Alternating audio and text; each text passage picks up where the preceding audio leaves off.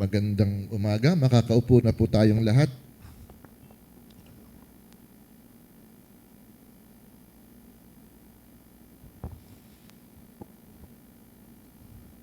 Good morning, good morning. Nakikita natin dito sa ating background, yun pa rin picture nito. At sa nakikita natin, ang gandang tingnan na kalmado, quiet, dahil sabi nga doon sa awitin natin, Father, you are king over the flood. So ngayon wala tayong nakikitang baha, wala tayong nakikitang flood, o wala tayong nakikitang anuman, kundi si Jesus lang at saka yung isang bata na magkasama. Ang sarap lang ng pakiramdam mo, ang sarap ng feeling kung ang kasama mo ay ang ating Panginoon. So, with Him, ang ganda ng pakiramdam. Kumbaga, wala kang dapat isipin, wala kang ipag-aalala kasi kasama mo si Lord. Ngayon, tingnan natin, ano naman ang nakikita natin ngayon? Ito ang Noah's Ark. Nasa gitna, talutang-lutang sa baha. Pag nakikita natin ito, anong ating naiisip? Anong ating nararamdaman? Anong ating sasabihin? So, ang ganda ng awit natin kanina, Father, you are king over the flood. I will be still and know you are God. Okay? So, anong gagawin natin? Find rest my soul in Christ alone. So, ito ang ating pag-uusapan ngayong umaga na ito. Maraming wisdom, maraming nakapaloob dyan kung bakit ganyan ang narit ang picture nito. So, salamat sa Pinterest o sa Google. Doon ko nakuha itong picture na ito. Nagharap kasi ako ng picture. Wala akong makitang talagang sabi ko, ano ba talaga ang Noah's Ark? So, anyway, hindi ko pa talaga nakikita Noah's Ark sa picture lang. Kaya ito ang aking nakita. Kaya salamat sa internet, sa Google o sa Pinterest. So, good morning sa ating lahat muli. Introduction lang yon. Good morning sa ating mga kasama sa FB page, sa YouTube channel, at saka sa lahat ng sumusubaybay sa 211 Ministries, Mandaluyong. At nasa ikatlong linggo na tayo ng ating series ngayong buwan ng January. So malapit na ang katapusan ng January. Ang bilis ng panahon, papasko na naman, Jeff. Ilang araw na lang, 300 something na lang, Pasko na naman. So, si Kat, nag-iisip na naman ng pang-games niya. No, ano, Kat? Ikaw ba yun? Ay, si Alice pala. Si Alice pala, mag-iisip na naman kung anong papag-games, o paanong, sino mag-present sa ating Christmas party. So, good morning sa lahat. So, okay. So, sa ating first series natin, yung Assurance of the Unknown, Jesus as Human Minister. So, sa second Sunday natin, yung Eat All You Can. Last Sunday yon, yung Eat All You Can. Napanood nyo ba yon sa yung ating Eat All You Can? Hindi ba kayo, parang gusto kong ulitin yung Eat All You Can? So, anyway, si Joseph. Dahil kay Joseph, nagkaroon ng Eat All You Can kahit sa panahon, sa season ng taggutom. Brother Joey, good morning. Andiyan ka na pala. So, ngayong linggong ito, nasa third Sunday na tayo, third series, ang pag-uusapan naman natin ngayong peaceful family living during calamity. So, nakita natin yung picture kanina, yung Noah's Ark, palutang-lutang. So, ang focus natin dyan ay si Noah at ang kanyang family. So, next Sunday, ito na yung huli. So, ito yung clear vision in an unsure direction. Iba na naman to. Paano na naman to? So, anyway, pag-usapan natin yan next Sunday. So, okay? ang purpose ulit natin is to examine biblical figures who exemplified courageous and steadfast service to God despite their personal limitations. So, yung matatag na pagbibigay ng service sa ating Panginoon, yun pa rin ang ating purpose. Kasi ang ating focus ay yung mga Bible character na nagkaroon ng kaugnayan o binigyan ng Panginoon ng kakaibang mission upang maipakita sa sang katauhan ang glory ng Diyos. So, and to explore the advantages of divine partnership with God in facing the challenges of 2026. So, ito na nga, sabi ko nga, matatapos na naman ng January. So, ang bilis ng panahon, magbe-birthday na naman si Alice. So, okay, ilang tulog na lang. Okay? So, diretso na tayo ha. So, series number 3, peaceful family living during calamity. So, ang nakafocus tayo ngayon sa character ay si Noah. Si Noah na. So, from the book of Genesis chapter 6, verses 8 to 9, but Noah found favor in the eyes of the Lord. This is the account of Noah and his family. Noah was a righteous man, blameless among the people of his time, and he walked faithfully with God. Okay, but before nung verse 8 and 9, ang kwento kasi nito, nung panahon na dumarami na ang mankind, kumbaga lumalaganap na, nagkaroon na ng wickedness. Puro kasamaan na ang umiiral sa sangkatauhan sa buong mundo. So, wala nang mabuti na namumuhay. Puro evil ang lumalabas, ang nasa isip ng mga panahon na yon, ng mga tao na yon. Kaya ang Panginoon ay nag-grieve, nalungkot, nagdamdam bakit ganun ang nangyari sa kanyang mga creation. So kaya nagkaroon siya ng pagdadalamhati at naisipan niya na i-wipe out.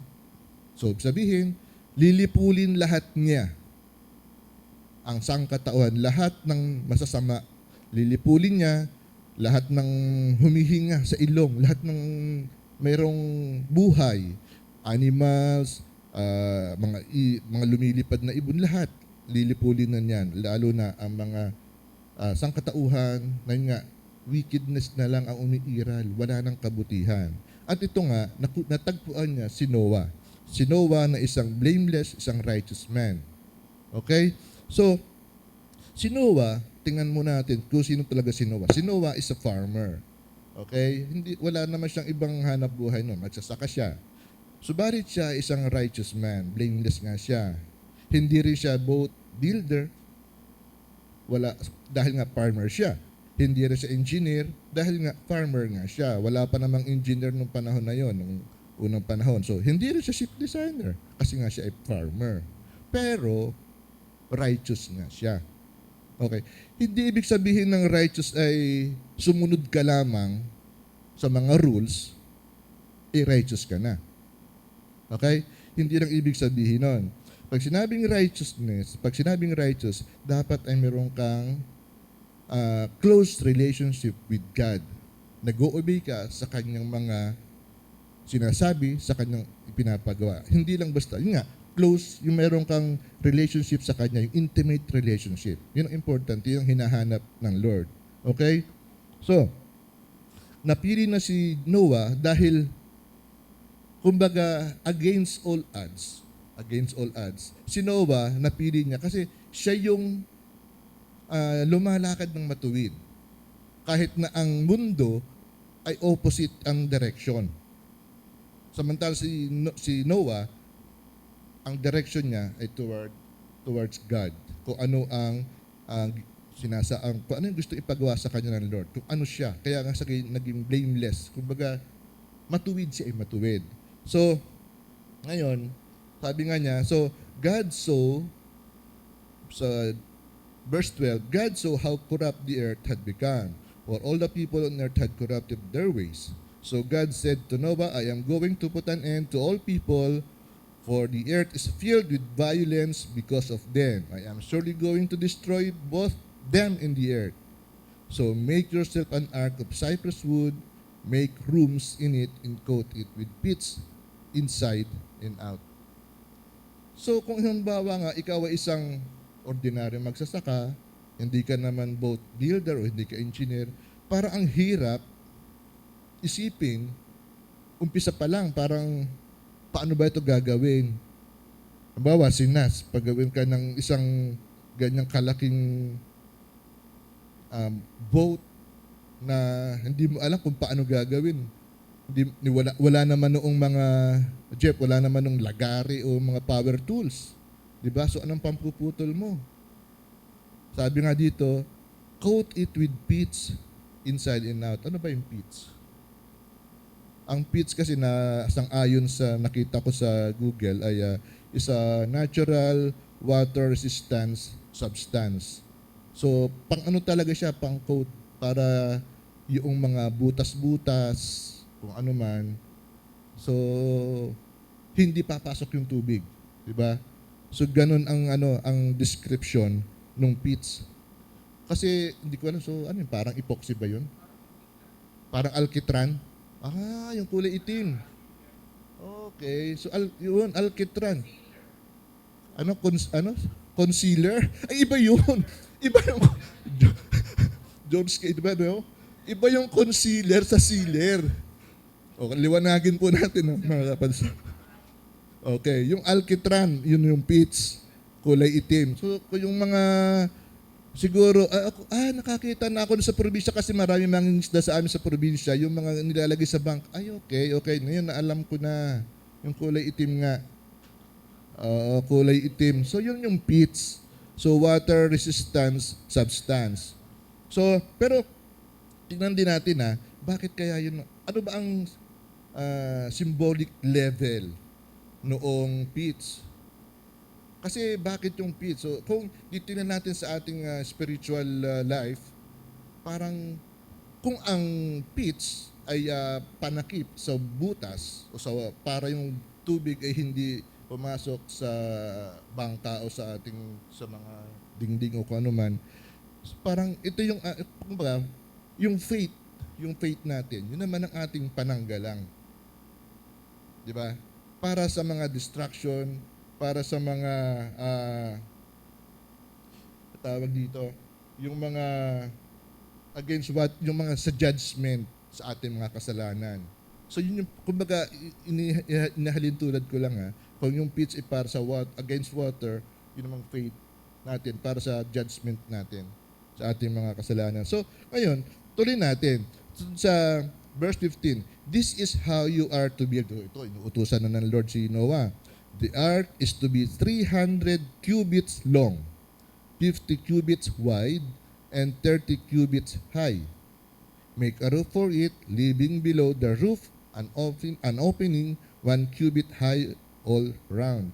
Put a door in the side of the ark and make lower, middle, and upper decks. So, malaki malaki yung pinapagawa niya. Tingnan natin. So, yung length niya, yung haba is 300 cubits. So, inano lang namin ito sinerch lang namin sa internet. So, lumalabas na yung 300 cubits ay 450 feet. So, ganun kahaba yung Noah's Ark. Yung lapad niya is 50 cubits, so equivalent sa 75 feet. So, malapad din. At yung taas niya is 30 cubits, so equivalent sa 45 feet. So, roughly 1.5 football fields long. So, nakakita na kayo ng football field. Mas malaki pa sa Araneta to. Kumbaga parang MOA, yung arena. MOA arena. Siguro mas ano pa doon. So, ang ano niyan, 4 to 5 story building high. Mataas. Mataas siya. So, ngayon, actually, yung cubits dyan, hindi siya sinasabi ng ibang writers, hindi siya standard. Okay? Hindi siya standard measurement. Kasi, actually, ang cubit or Latin word kasi ang cubit, cubitum, cubitum or elbow, elbow. Okay? So ngayon, ang pag-measure niyan from elbow dito, dito hanggang sa tip nitong middle finger. So ganun ang pag-measure nila from elbow hanggang sa tip ng middle finger. Kaya nila sinabing hindi standard. Kaya nila sinabing hindi ito standard kasi halimbawa, paano kung si Ezra ang ating susukatin? Ang magsusukat. So medyo kulang, di ba? Kaya hindi, at saka hindi pare-parehas ang haba, ang size ng ating mga braso. Okay? So kung malaking tao ka, mahaba. Kung medyo maliit ka, maikli. So sa kaya nga sabi nila, hindi siya standard na measurement. Hindi gaya ngayon kasi ngayon madali na magsukat eh. 'Di ba mga engineering natin diyan, meron ng T-square, meron ng tawag doon, protractor. 'Di ba? Kung ano-ano na ngayon ang mga measurement na pwedeng gamitin. 'Di ba? Yung lola ko nga meron pang medida. Alam niyo ba yung medida mga anak? Tape measure. Tape measure. So, marami na ngayong paraan para makapagsukat. Unlike noon na talagang ito lang ang sukatan, yung cubits. Ngayon ko lang din nalaman to yung pala ibig sabihin nun, kung paano mag-measure from elbow to middle finger. So, ngayon, ang ano nga lang dito is, nung ipagawa ito, walang sinabi ang Lord na lagyan ng steering wheel, manibela. Walang sinabi, di ba? Basta yung sukat lang kung paano. Kasi nga, ang design ni Lord para dito sa Noah's Ark ay to float, para lumutang. Hindi para mag-navigate sa navigation. Walang sinabing gano'n eh. So, yun ang design lang niya. Yung intention niya is to float. Para lang lumutang siya, umangat above the water, above sa flood. Sino ang niyan? Sino ang kung saan niya dadalhin? Di ba? Siya rin. Siya yung kapitan. Siya yung kapitan ng Noah's Ark. Parang sa buhay natin. Siya ang kapitan ng buhay natin. So kung wala siya, ano mangyayari sa atin? So kung saan lang tayo anurin ng tubig o ng mundo, ng kung ano man meron dito sa mundo. Di ba? So kung wala ang Panginoon sa buhay natin, para tayong, anong tawag doon? Wala tayong ibang mapupuntahan. Hindi natin alam kung saan tayo pupunta. Pero ang kagandahan lang sa Noah's Ark, si Lord nga ang kapitan. Siya ang magtitimon. Siya ang magmamanibela kung saan niya gustong dalahin. Kaya kahit na wala ang manibela ng Noah's Ark, walang naging problema. 'Di ba? So ngayon, ito, salamat ulit sa Google. May nakuha ulit akong picture. So ganyan ang naging itsura noong Noah's Ark. So hindi pa umaakit yung mga animals. Nandiyan pa sa baba, siguro naghihintay pa sila ng anong tawag doon, yung call time. So ang tawag doon, tour time, para makita ko baka nag-ano pa sila. Oy, aakit na tayo. Tika muna, enjoy muna tayo sa lupa kasi 100 years tayong, 150 days tayo sa barko. Wala tayong makikitang lupa. So, teka muna, enjoy muna. Kaya, so yun ang itsura. Although, mayroon ibang mga pictures na nakita ako na sa loob ng Noah's Ark, three story, may kanya-kanyang compartment. So, maganda yung ginawa ng Lord dito sa Noah's Ark. So, okay. So, dito sa Hebrews chapter 11 verse 7, by faith, Noah, when warned about things not yet seen, in holy fear built an ark to save his family. By his faith, he condemned the world and became heir of the righteousness that is in keeping with faith. So yung faith ni Noah dito, hindi lang basta yung panandalian. Hindi yung pag sinabi lang ng Lord, winarningan siya na yan, meron akong gagawin. Iwa-wipe out ko ang isang libutan. Siya hindi eh. Steadfast yung kanyang faith.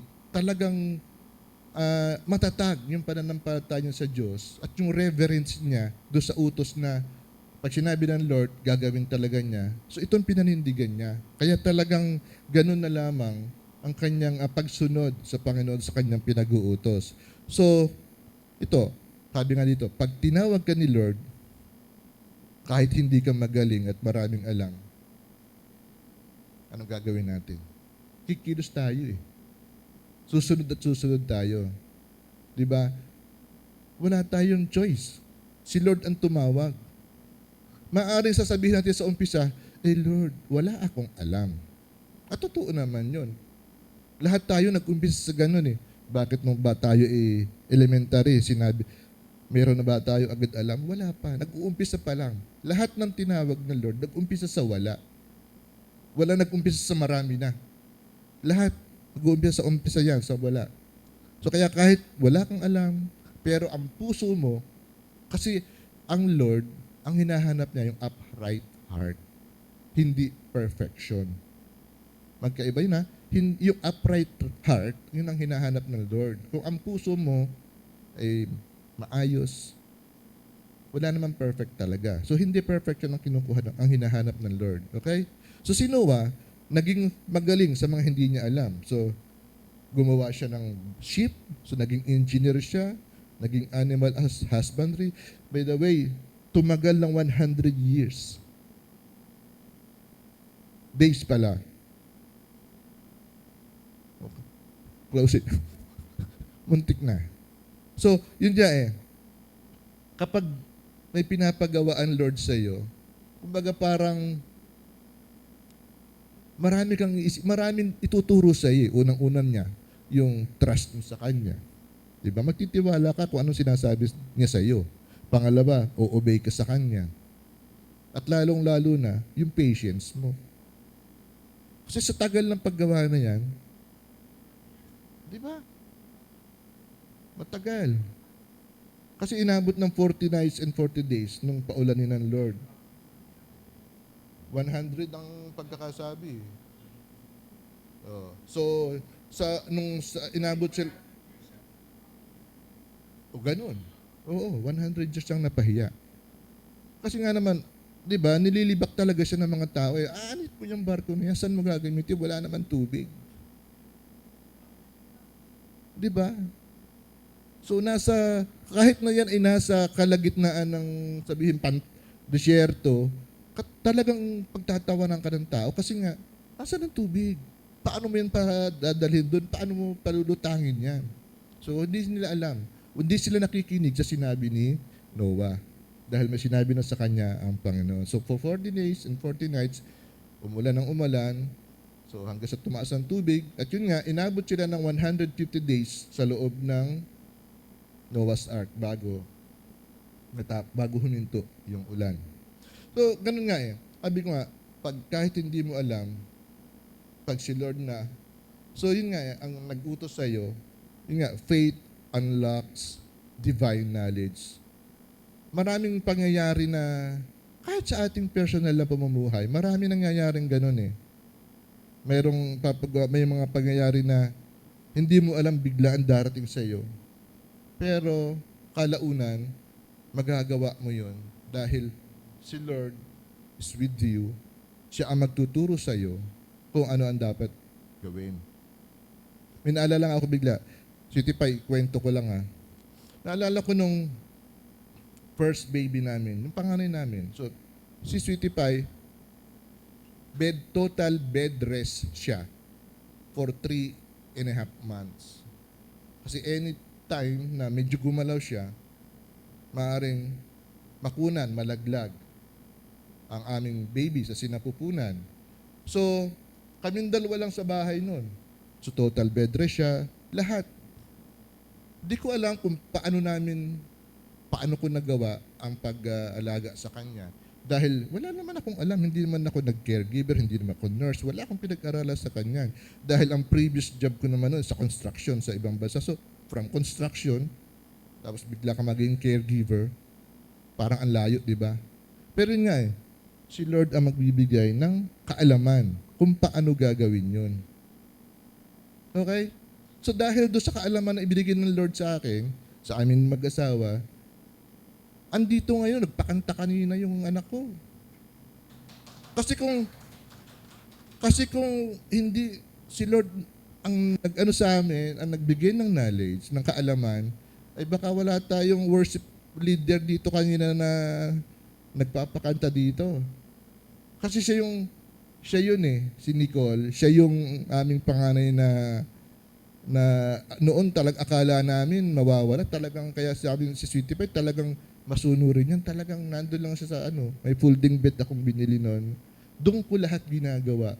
For 3.5 months, andun lang siya. Walang bangunan yan Hindi ko alam kung paano ko kung tutunan gawin yun. Malay ko pa niyan. Pero praise God, nalagpasan namin yun. So, caregiver ang dating ko talaga, pwede na ako mag-apply. Di ba? Joke lang. Papalit tayo ng career. Actually, nag-aral pa nga ako ng caregiver at nung mayroon na kaming 2 anak, saka lang ako nag-aral. Pero sabi ko, alam ko na ito, nalagpasan ko na ito kung paano magpa-turn. So, yun ganon. So, divine knowledge. Si Lord ang magano sa'yo. Pray lang kami ng pray noon. Wala kaming ibang ginagawa. Kasi nandun lang kami sa bahay, nagbabantay ako sa asawa ko. Pero si Lord ang nagbigay ng lahat ng ito. So point number 2, with Him, you are spared from punishment, but not from blood. Ganda. So lahat tayo, lalo na yung mga believers, maaaring i-spared, kumbaga ilalayo ni Lord tayo, spared niya tayo sa kung ano mang kapahamakan. Pero pag dumating ang ulan o ang baha, lahat naman nakakaranas ng ulan o nakakaranas ng baha. Yun nga lang, kumbaga inhihiwalay nga yung mga believers na yung mga, ini-spare nga yung mga taong mahal niya. Oh, okay, di ba? Naalala nyo, kasi ganun talaga ang Lord Ang Lord ay just. Alam niya kung paano gagawin. Okay? So, sabi nga ito, I am going to bring floodwaters on the earth to destroy all life under the heavens. Every creature that has the breath of life in it, everything on earth will perish. But I will establish my covenant with you, and you will enter the ark, you and your sons, and your wife, and your sons' wives with you. So, yun ang ginawa niya kay Noah. Sa ating buhay kasi, may mga pangyayaring ganun din tayo. Parang, hindi ko alam may mga nasa paligid tayo na mga mahalat sa buhay, lalo na kung mga iba yung faith nila. Minsan napapaisip din, ako madalas akong ganun. Hindi ko alam kung anong mangyayari. Pero sabi ko nga, si Lord, alam niya kung anong ginagawa niya. So, para explain natin to, tingnan natin yung mga righteous men na in-spared from punishment or judgment. Isahin natin.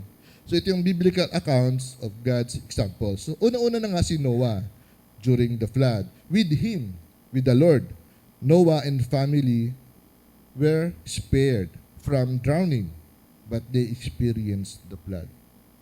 So, na-spared sila, pero yun nga, nakaranas din sila ng matinding baha. Na akala mo nga, siguro, anyway, mamaya na lang. So ito, number 2, Lot and his daughters rescued from hail of burning sulfur. Ito yung sa Sodom and Gomorrah. Nung ginunaw niya ng Lord ang Sodom and Gomorrah dahil din sa kasamaan. Si Joseph did not suffer from hunger during the famine. Ito yung topic natin last week na kahit na nga taggutom, pero pinili pa rin siya ng Lord. The Lord is with Joseph. Hindi siya nag-suffer ng famine. Itong Israelites, so with peace during Passover. So nilagyan lang nila ng dugo yung kanilang mga pintuan, so lumagpas sa kanila. Samantalang yung ibang tao na nasa paligid ng mga Egyptian, kanda iyak-iyak na dahil doon sa dumaang salot. So, ngayon, ito yung illustration of the ark. The ark represents God's presence. So, may redemption kasi pag si Lord ang gumawa. Pag si Lord ang kumilos, hindi lang basta niya i-distract, hindi lang distraction. Meron ding redemption. Sabihin, meron para siyang natitirang pagkalinga sa mga tao na kinreate niya. So outside the ark, fear, chaos, and death. Inside the ark, safety, peace, and life. Sa outside, yun ang gusto ko sabihin kanina eh. Kung halimbawa kaya, isa tayo sa mga kamag-anak ni Noah na naandun kasama ni Noah sa Noah's Ark. Ano ba ang pwede nating isipin? Malungkot ba tayo dahil sa nakikita natin sa nangyayari sa paligid? Magiging masaya ba tayo dahil safe kami, hindi kami mamamatay? Or